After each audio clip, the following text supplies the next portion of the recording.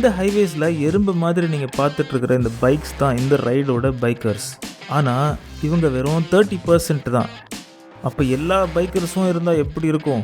அந்த எல்லா பைக்கர்ஸும் இந்த கொல்லிமலையோட 72 ஹேர்பின் பென்ஸ் ஏறும்போது எவ்வளோ எப்பிக்காக இருக்கும். அதுதான் இந்த ரைடோட ஹைலைட்டே. பைக்கிங் பிரதர்ஹுட்னா என்ன, எல்லாரும் ஒன்று சேர்ந்து அதுக்கான பவர் என்ன அப்படின்றதுக்கு எடுத்துக்காட்டாக தான் இந்த வீடியோ இருக்க போகுது. நீங்கள் பைக்கரோ இல்லையோ உங்கள் மைண்டை ஓப்பனாக வச்சுக்கிட்டு இந்த வீடியோவை பாருங்கள். And welcome to the bikers world.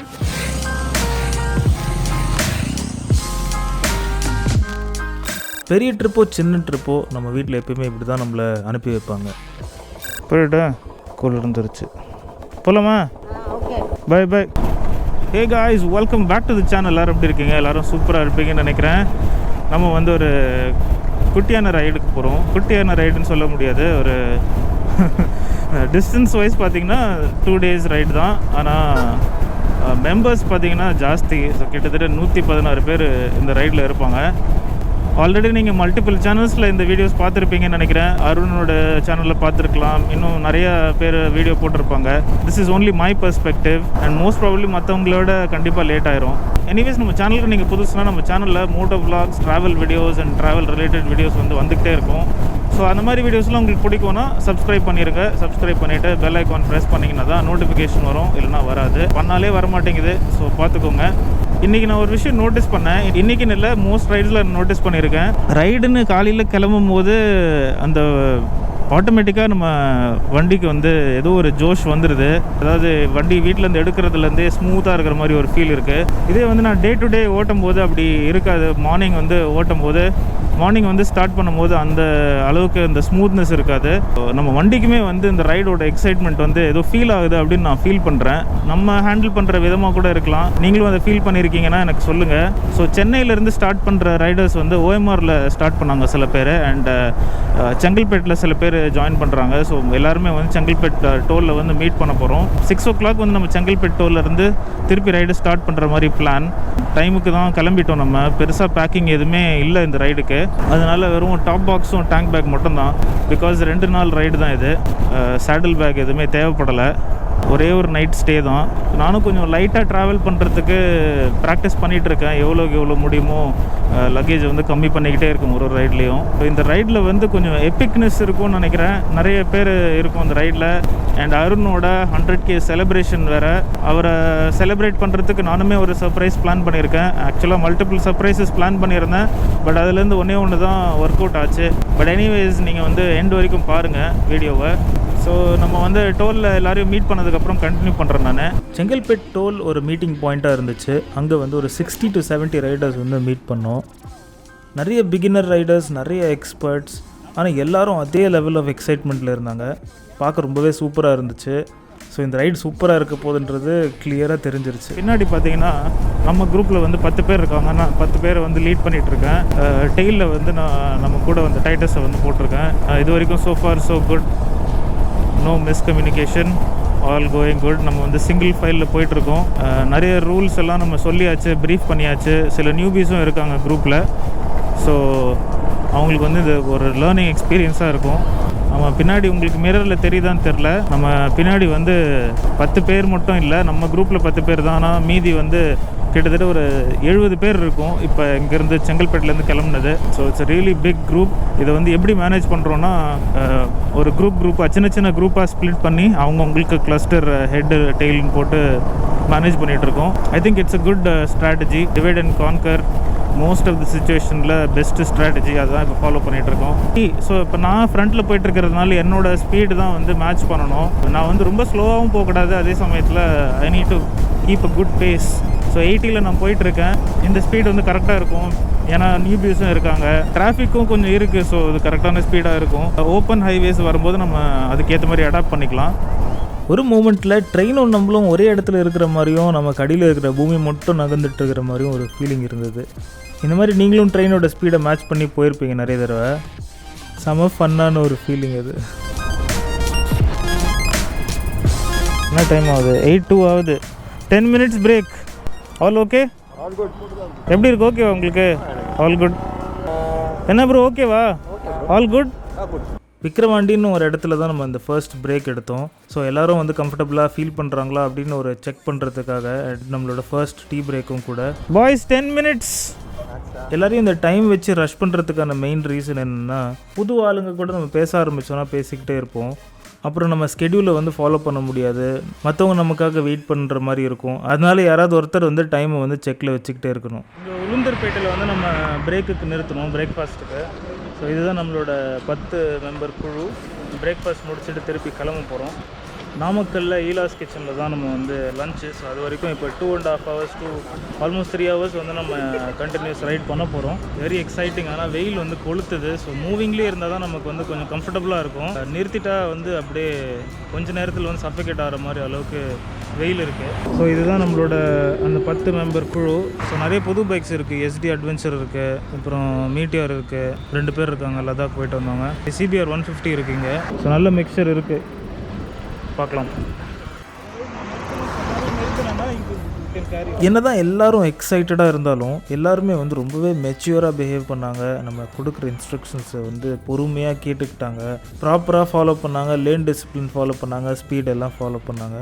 So இந்த ரைடோட ஸ்மூத்னஸ்க்கு காரணமே எல்லாரோட கோஆப்ரேஷன் தான்.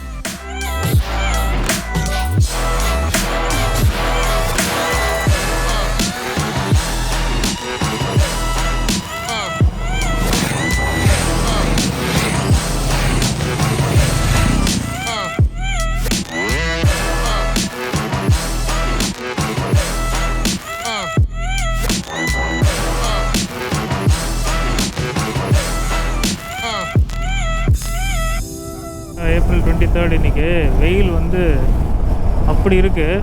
ஆனால் மூவிங்லேயே இருக்கும்போது தெரியல, பெருசாக தெரிய மாட்டேங்குது. கண்டிப்பாக நிறுத்தினா ரொம்பவே ஜாஸ்தியாக இருக்கும் அனல்.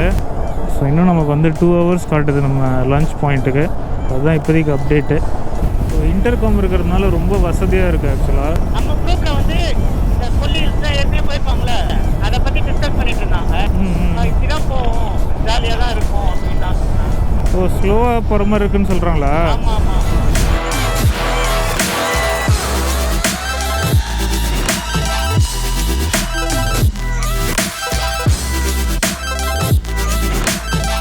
ரைடிங் பொறுத்த வரைக்கும் ரைடிங் சேஃப்டி எந்த அளவுக்கு இம்பார்ட்டண்ட்டோ அதே அளவுக்கு நம்ம பாடி ஹைட்ரேட்டடாக வச்சுக்கிறதும் இம்பார்ட்டண்ட். அதனால் லைட்டாக தாகம் எடுக்கிற மாதிரி இருந்துச்சுனாலே நம்ம நிறுத்தி வாட்டர் பிரேக் எடுத்துக்கிறது மஸ்ட். திருப்பி ஒரு பிரேக்குக்கு நிறுத்தியிருக்கோம். ஹீட்டு தாங்க முடியல, நிறைய பேருக்கு வந்து தூக்கம் வர ஆரம்பிச்சிருச்சு. அதனால் நம்ம வந்து கரும்பு ஜூஸு, இளநீர், அப்புறம் நுங்கு இதெல்லாம் சாப்பிட்டுட்டு ரிசீவ் பண்ண போகிறோம்.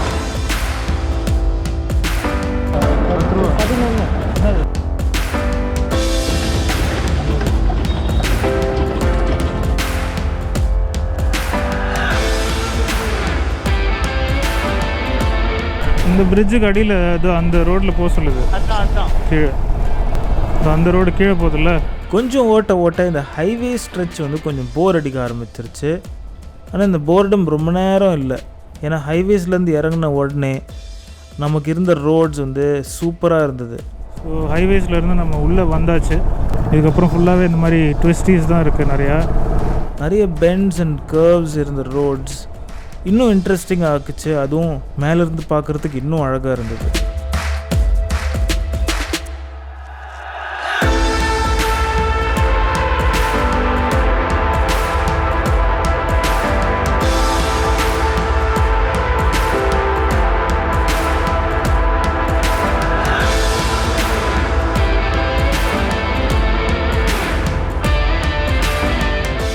ஹைவேஸை விட இந்த மாதிரி ரோட்ஸில் ரைட் பண்ணுறது தான் எப்பயுமே இன்ட்ரெஸ்டிங்காக இருக்கும். ரோட்ஸ் எப்படிலாம் வளையுதோ அதுக்கேற்ற மாதிரி நம்மளும் அதில் வளைஞ்சி போகணும். 2 சைட்லேயும் இருக்கிற சீனரிஸை பார்த்து ரசிக்கிறது, முன்னாடி இருக்கிற சீனரியை பார்த்து ரசிக்கிறது, அந்த ஃப்ரெஷ்ஷான காற்றை சுவாசிக்கிறது, இந்த மாதிரி நிறைய விஷயம் இருக்குது இந்த மாதிரி ரோட்ஸில். அதுவும் இல்லாமல் தனியாக போகிறத விட இந்த மாதிரி குரூப் கூட போகிறது ரொம்பவே இன்ட்ரெஸ்டிங்காக இருந்துச்சு. சில ட்விஸ்ட்ஸ் அண்ட் பெண்ட்ஸுக்கு அப்புறம் அப்படியே நேராக பார்த்தா நம்ம கொல்லி ஹில்ஸ் ரேஞ்சு.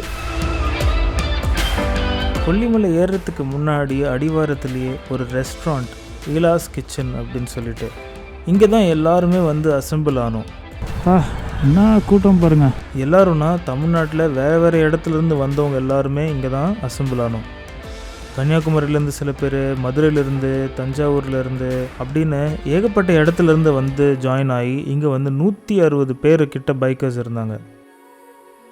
இவ்வளோ பெரிய ரெஸ்டாரண்ட் ஃபுல்லாகவே பைக்கர்ஸ் பார்க்குறதுக்கு வேறு லெவலில் இருந்துச்சு. ஆனால் வெயிலில் நாங்கள் எல்லோரும் சேர்ந்து எப்படி சிக்கன் 65 ஆகிறோம் பாருங்கள். இவ்வளோ பேர் கூட இன்ட்ராக்ட் பண்ணுறதுக்கான ஆப்பர்ச்சுனிட்டி எனக்கு ரொம்பவே ஒரு பிளெஸ்ஸிங் மாதிரி இருந்தது.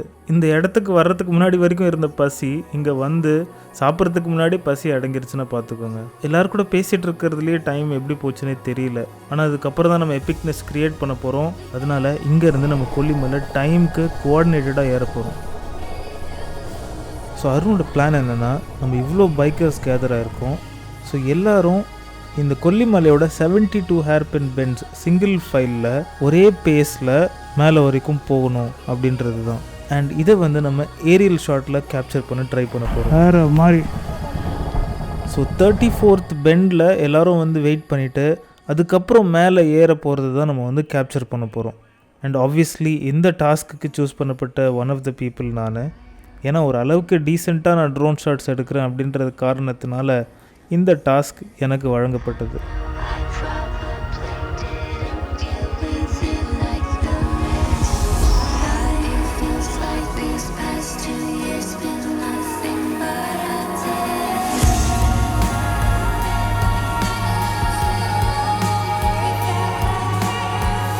நான் எவ்வளவோ எப்பிக்கான லேண்ட்ஸ்கேப்ஸ் என்னோடய ட்ரோனோட பார்வையால் நான் பார்த்துருக்கேன்.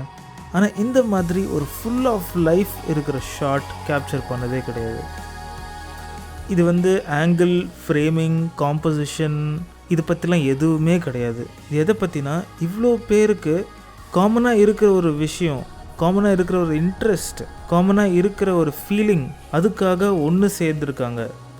எல்லோரும் ஒரே அண்டர்ஸ்டாண்டிங்கில் இருந்து ஒரே டிசிப்ளின் ஃபாலோ பண்ணி ஒரு விஷயத்தை வந்து சாதிக்கிறாங்க.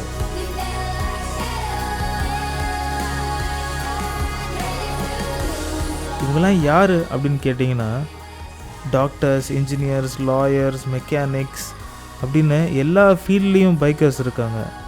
ஸோ இந்த மாதிரி ரைடுக்கு ஒன்றா சேர்றவங்க ஒரு காஸுக்கு ஒன்றா சேர்ந்தாங்கன்னா எவ்வளோ பெரிய சேஞ்சஸ்லாம் கொண்டு வர முடியும்னு பார்த்துக்கோங்க. அதுவும் நிறைய நடக்குது, இன்னும் நடக்கும். அந்த மாதிரி பைக்கிங் கம்யூனிட்டி நிறைய பேருக்கு ஹெல்ப் பண்ணியிருக்காங்க, இன்னமும் பண்ணுவாங்க. அண்ட் இந்த கம்யூனிட்டி இன்னும் க்ரோ ஆக ஆக கண்டிப்பாக இன்னும் நிறைய நல்ல விஷயங்கள் நடக்கும்.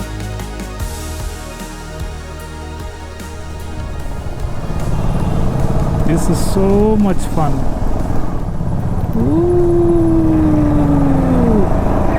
இதில் தனியாக சோலோவாக வர்றதும் ஒரு எக்ஸ்பீரியன்ஸு. இந்த மாதிரி 100-120 பேர் கூட மலை மேலே ஏறுறது வேறு எக்ஸ்பீரியன்ஸு. இதை வந்து ரீக்ரியேட் பண்ணுறது வந்து அவ்வளோ ஈஸி இல்லை. ஸோ இந்த மாதிரி ஒரு எக்ஸ்பீரியன்ஸ் உங்களுக்கு நான் வீடியோவில் ஒரு 20% தான் காமிக்க முடியும். மேபி அதுக்கு அவ்வளோ கூட நான் காமிச்சிருக்க மாட்டேன். பட் உண்மையிலேயே ஒரு பியூட்டிஃபுல், ஒரு பிளெஸ்ஃபுல்லான எக்ஸ்பீரியன்ஸ். இவ்வளோ ரைடர்ஸ் கூட கொல்லி ஹில்ஸ் வந்து ஏறுறது, இது ஒரு ஹிஸ்ட்ரியே க்ரியேட் பண்ணியிருக்குன்னு நான் நினைக்கிறேன். இது ஒரு ரெக்கார்டாக இல்லையான்னு எனக்கு தெரியல. பட் பர்சனலி எனக்கு இது வந்து ஒரு டிஃப்ரெண்ட்டான ஒரு எக்ஸ்பீரியன்ஸ். இவ்வளோ ரைடர்ஸ் கோஆர்டினேட்டடாக, ஆர்கனைஸ்டாக கொல்லி ஹில்ஸ் வந்து ஏறுறது. அருணோட ஃப்ரெண்ட்ஸ் சப்ஸ்கிரைபர்ஸ்க்கு ஒரு பெரிய நன்றி சொல்லியே ஆகணும், இதை வந்து சாத்தியமாக்குனதுக்கு. இந்த கர்வ்ஸை வந்து நான் செம்மையாக என்ஜாய் பண்ணிகிட்ருக்கேன். பாருங்கள், இப்போ அப்படியே கிளைமேட்டு கம்ப்ளீட்லி ஆப்போசிட். எவ்வளோக்கு எவ்வளோ அனலாக இருந்ததோ அவ்வளோக்கு எவ்வளோ கூலாக ஆயிடுச்சு. மழையும் வேறு பெய்யுது. மழைனா கம்ப்ளீட் டவுன் போர் இல்லை, ரொம்ப ட்ரிஸ்லிங் அண்ட் பீஸ்ஃபுல்லான ஒரு ட்ரிஸ்ல்னு கூட சொல்லுவேன். ஸோ இப்போ பெய்யுது, அப்போ அப்படியே ஒரு 200 மீட்டர்ஸில் இல்லை. ஸோ இங்கே ட்ரையாக இருக்குது, ஜாலியாக இருக்குது.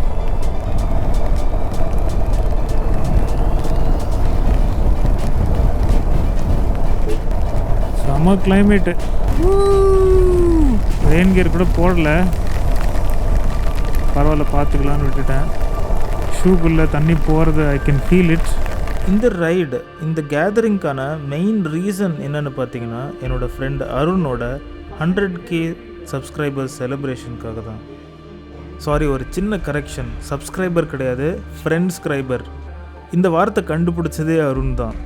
அது என்ன ஃப்ரெண்ட்ஸ்கிரைபர் அப்படின்னு கேட்டிங்கன்னா, அருணை பொறுத்த வரைக்கும் அவரோட சப்ஸ்கிரைபர்ஸ் எல்லோரும் அவருக்கு ஃப்ரெண்ட்ஸ். அதனால ஃப்ரெண்ட்ஸ்கிரைபர், எல்லாரையும் ஃப்ரெண்ட்ஸ் மாதிரி தான் ட்ரீட் பண்ணுவார்.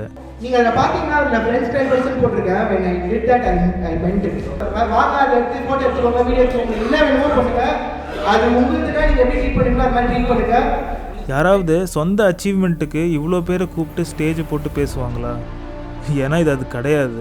அவரோட வளர்ச்சிக்கு பின்னாடி யார் யாரெல்லாம் காரணமாக இருந்தாங்களோ அவங்க எல்லாருக்கும் ஒரு அப்ரிசியேஷனும் ரெக்கக்னிஷனும் கொடுக்கறதுக்கான மேடை தான் இது. அவர் யூடியூப் ஆரம்பிக்கிறதுக்கு ஒரு முக்கிய காரணமாக நான் இருந்திருக்கேன்றதை அப்ரிஷியேட் பண்ணது எனக்கு ரொம்ப சந்தோஷமாக இருந்தது. உண்மையிலேயே ஒரு ப்ரௌடான ஃபீலிங் தான், ஒரு சென்ஸ் ஆஃப் அச்சீவ்மெண்ட் தான்.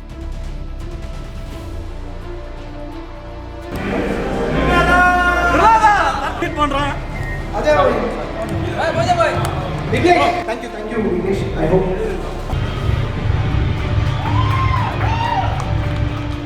நான் முன்னாடி சொன்னேன் இல்லையா, பைக்கிங் கம்யூனிட்டினால சொசைட்டியில் நிறைய சேஞ்சஸ் கொண்டு வர முடியும்னு. இந்த கம்யூனிட்டி பண்ணிகிட்ருக்கு.